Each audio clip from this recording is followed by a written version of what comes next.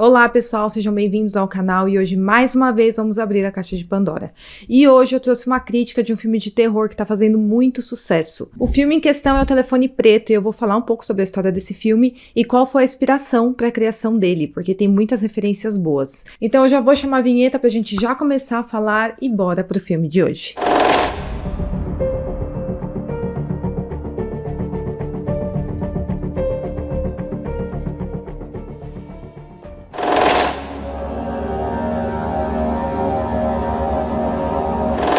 Saiu de um conto escrito pelo Joe Hill, que é filho do Stephen King, e por isso que a gente vai se deparar com muitas referências do Stephen King nesse filme. O filme se passa nos anos 1978, no subúrbio da cidade de Denver, onde as crianças têm o costume de andar sozinhas na rua, ir e voltar da escola a pé, porque o local parece ser uma cidade pacata e segura, até que começa a acontecer sequestros de meninos jovens pelo bairro. E no início, o filme acompanha um menino de 13 anos chamado Finney Shaw, que é um menino bem tímido, com poucos amigos e que também sofre bullying na escola. E aí os dois dos poucos amigos que ele tem são sequestrados por esse serial killer. O Finney é um menino que mora com seu pai, que é um homem abusivo e alcoólatra, e com a sua irmã chamada Gwen, que pra mim é uma das melhores personagens desse filme. A Gwen no filme é uma menina muito inteligente e ela é muito corajosa, porque ela defende o irmão mais velho dela de uns meninos que batem nele, e ela defende ele, entra no meio da briga, dá chute nos meninos, e ela parece ser uma irmã bem companheira, assim, do irmão mais velho dela no filme, então ela é uma personagem bem interessante, e além disso, a Gwen tem um dom no filme. Ela tem sonhos de coisas que de fato vão acontecer, ou que aconteceram e que ela nem presenciou. E a Gwen começa a ter sonhos reais sobre os sequestros que aconteceram com esses meninos, que até então ninguém tem nenhuma informação, quem foi que sequestrou, onde que o menino tava, ninguém tinha visto nada, nem o carro do cara que sequestrou não tinha visto nada. Só a Gwen, através de sonho, que consegue ter informação do que de fato aconteceu com esses meninos. Ela começa a ter alguns flashbacks, ela sonha com bexiga preta e com uma van preta também.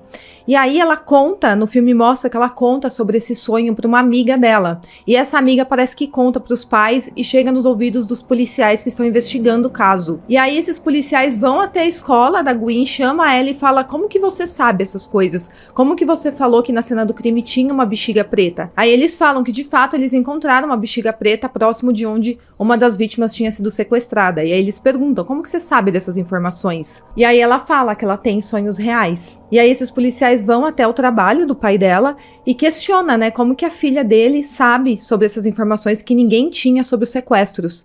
E aí aparece uma das melhores cenas, assim, dessa atriz, que ela atua muito bem, ela é uma atriz mirim, mas ela atua muito bem, que é uma das cenas que o pai dela aparece batendo nela por causa desses sonhos que ela tem, que aí ele fala: você fez os policiais irem até o meu serviço, você sabe o que isso significa e tal, e ele bate nela bastante, e aí ela grita, ela atua muito bem, essa atriz, nessa cena. E nessas partes deixa bem clara a relação de pai e filho, que a Gwen e que o Finney tem com o pai dele, que é um alcoólatra, que é um homem abusivo, que bate nas crianças, as crianças não pode fazer qualquer barulho em casa, que ele já fica irritado. Então nessas cenas já deixa bem claro que ele é um cara problemático. E ele também é um cara que não é muito ativo na vida dos filhos.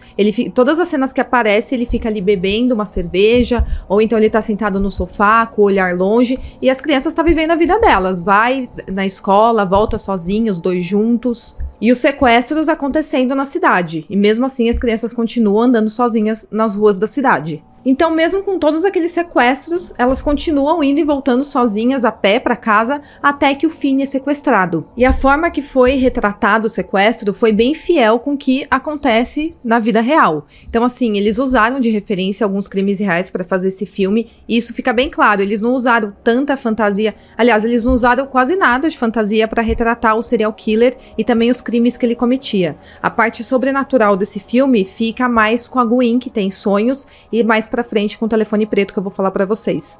Então, o Finney tá voltando pra casa sozinho, ele se separa da irmã dele em determinado momento, porque ela vai pra casa de uma amiguinha.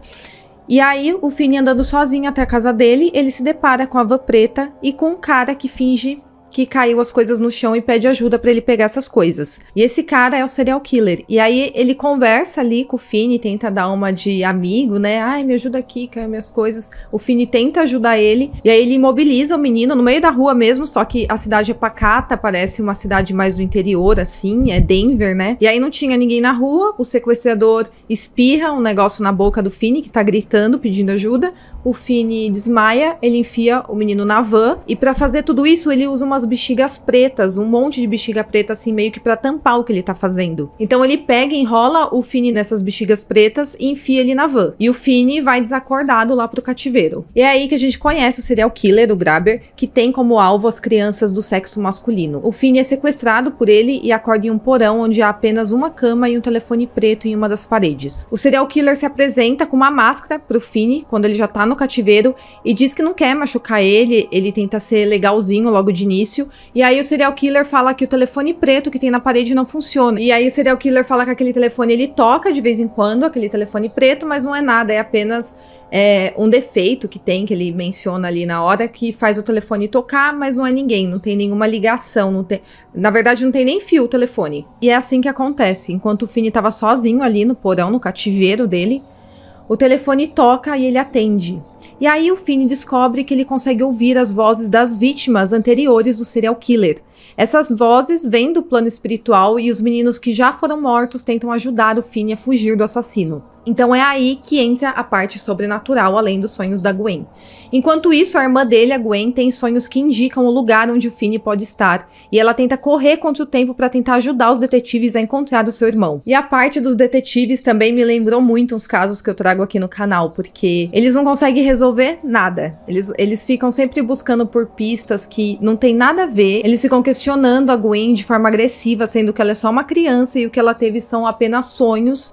E assim, eles chegam em determinado momento a ir na casa do serial killer, só que eles entram lá, não encontram nada, nem revista nada na verdade, entra só na sala, já sai e vai embora. E tem vários casos que a gente vê os detetives atuar dessa mesma forma. Então, esse ponto já me lembrou os casos que eu trago aqui no canal. E de cara, esse filme me lembrou muito o filme do It, A Coisa, do Stephen King.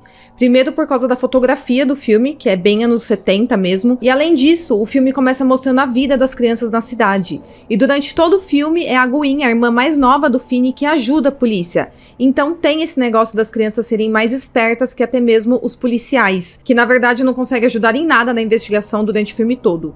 Tem também uma cena do serial killer segurando os balões pretos, que é a recriação perfeita de uma das cenas do It, segurando os balões vermelhos. Tem também uma cena que a Gwen tá andando de bicicleta com uma capa de chuva amarela, que também lembra muito uma cena do It, quando o menininho é capturado pelo palhaço e só sobra a capa de chuva amarela dele.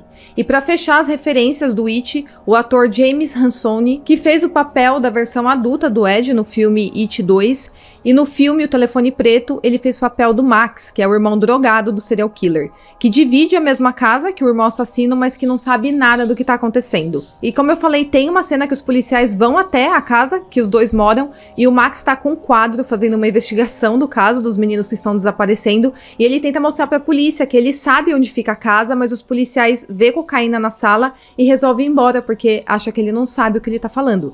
E de fato, o Max não sabia que o irmão dele era o serial killer, ele tava investigando os casos, e ele via que a casa tava bem próximo, provavelmente o assassino tava bem próximo, a casa dele tava bem próximo dali da onde ele ficava, mas até então não tinha caído a ficha dele que o irmão dele era o assassino. E isso no começo, assim, pra mim, eu falei, nossa, o filme já começa a apelar, né? Como que o cara vive na mesma casa que o irmão dele, onde o irmão dele mantém uma criança em cárcere privado e ele não sabe de nada, ele não vê. Nessa parte eu achei que o filme tava forçando, mas depois o filme explica por que que o Max não consegue saber que é o irmão dele que é o serial killer. E a partir daqui vão ter alguns spoilers do filme que pode acabar estragando um pouco a história. Então, se você ainda não assistiu o filme, dá um pause e assiste e depois volta aqui.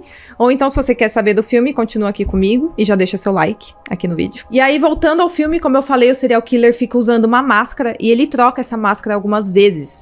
E durante o filme mostra que além dele gostar de matar usando essa máscara, ele também gosta de matar os meninos fazendo jogos de tortura. E depois, no final do filme, mostra que ele enterra esses meninos embaixo da casa dele. E claro que vendo isso, não tinha como não se lembrar do serial killer que de fato existiu, que é o John Wayne Gacy. Que inclusive eu já fiz o vídeo dele aqui no canal e eu vou deixar no card pra quem quiser assistir. O John Wayne Gacy era um serial killer que sequestrou, torturou e matou pelo menos 33 garotos durante as décadas de 1960 e 1970. Ele matava vestido de palhaço e antes ele torturava suas vítimas. Depois ele enterrava os corpos embaixo da sua casa. E o filme realmente faz essa referência, tanto que no roteiro original do filme, o Graub, que é o serial killer, seria um palhaço.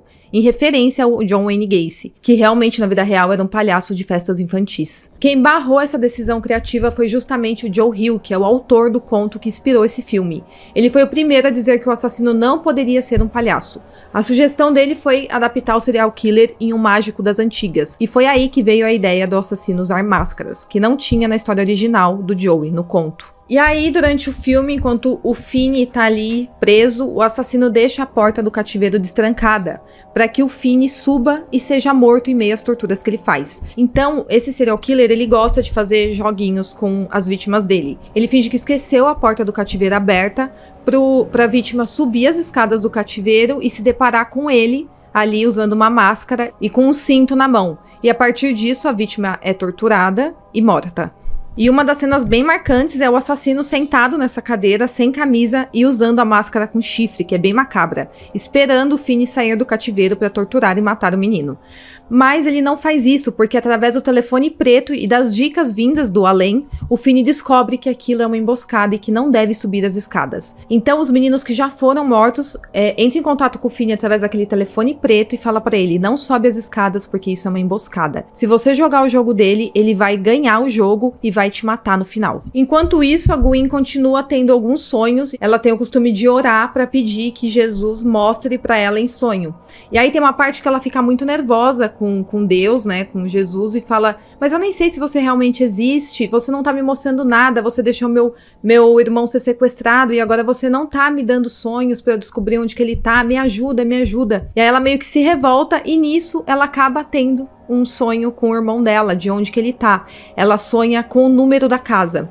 E aí ela sai com a capinha de chuva dela amarela, fazendo referência ao It, a coisa, e vai procurando ela mesma a casa onde que o irmão dela pode estar, através do número que ela sonhou. E ela encontra a casa. E aí imediatamente ela volta pra casa dela, liga pra polícia e fala, ó, eu sonhei, com o número da casa onde meu irmão tá. E aí os policiais vão até lá. Enquanto isso tá acontecendo, o serial killer decidiu que aquele dia era o dia de matar o Finney. Enquanto tudo isso acontece, o Finney fica tentando se virar ali no cativeiro, né? Tentando arrumar formas de conseguir escapar de lá, mas nenhuma dá certo. Ele chega a cavar a parede, ele chega a tentar escalar uma janelinha que tem no alto e nada dá certo. E aí tá chegando a hora dele ser morto. E a Gwen tentando correr contra o tempo pra chamar os policiais pra irem na casa. E é bem engraçado que ela chega primeiro na casa do que os policiais. E ela chega de bicicleta e os policiais de carro. Eu percebi no filme que eles tentam mostrar a polícia não muito interessada em resolver o caso. Como de fato acontecia em vários casos dos anos 70. Isso era bem comum, na verdade, né? E no filme fica claro que se não fosse a Gwen, o irmão dela teria morrido. Então quem conseguiu resolver tudo foi a Gwen, que é uma criança, uma menininha que tem um dom ali especial e consegue ajudar. E aí quando os policiais chegam na casa, o serial killer tá lá no porão com o Finney, já pronto pra matar ele. E os policiais estão invadindo a casa, estourando porta, gritando. E aí eles não encontram ninguém na casa. E aí, de novo, eu falei, meu Deus, que filme é esse, né? Como que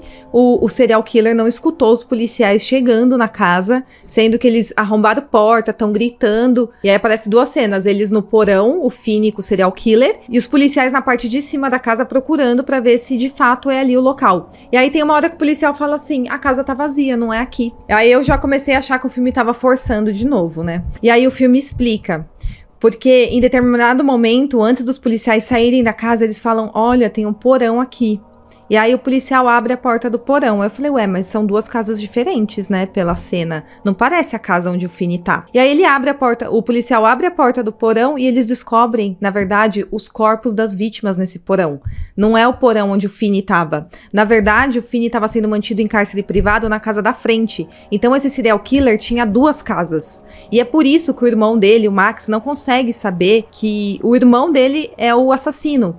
Porque onde ele mantém o Finney é numa casa vazia, em frente à casa que ele fica. Então, esse assassino, ele tem uma casa onde ele mantém a vítima em cárcere privado, e a outra é a casa onde ele enterrava os corpos, e é onde ele morava junto com o irmão dele. Por isso que o irmão dele nunca descobre. E aí, no final do filme, o Finney consegue fazer uma armadilha ali, que ele ficou todo o tempo que ele tava em cativeiro, ele tava fazendo algumas armadilhas. Ele consegue pegar o serial killer nessa armadilha e matar o serial killer. Mesmo ele sendo um menino bem fraquinho, né, bem magrinho, ele consegue, através da armadilha, matar o serial killer. E esse filme eu gostei, eu achei ele muito bom.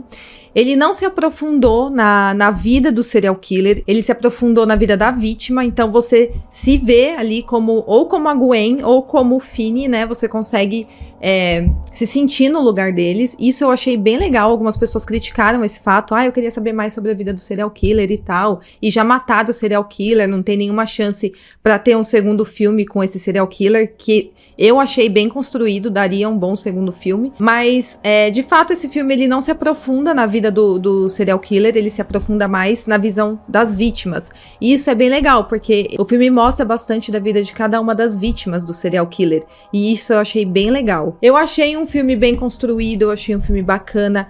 Eu não achei que ele deixa pontas soltas, ele não é aquele filme ridículo que você fala, era impossível isso ter acontecido. Não é. Eu achei que ele amarra bem as pontas, ele mostra bem como que o serial killer agia, por que ele não era pego, o porquê que o irmão dele não conseguia saber que o irmão era o serial killer. Então não é um filme mal feito, é um filme bem feito, e ele mistura a parte sobrenatural com a parte de crimes reais. Então eu achei bem legal, porque eu gosto tanto da parte sobrenatural e também gosto de crimes reais. Então, pra mim, o filme conseguiu misturar bem, mesclar bem esses dois universos, sem se transformar num filme muito irreal. Ele não é um filme irreal. Ele não é um filme de fantasia, um filme real. Ele é um filme que você fala, realmente, isso poderia acontecer. Ele tem algumas cenas de susto também, teve uma cena que eu levei um susto, porque aparece o rosto das vítimas, né, assim, bem perto do Finney.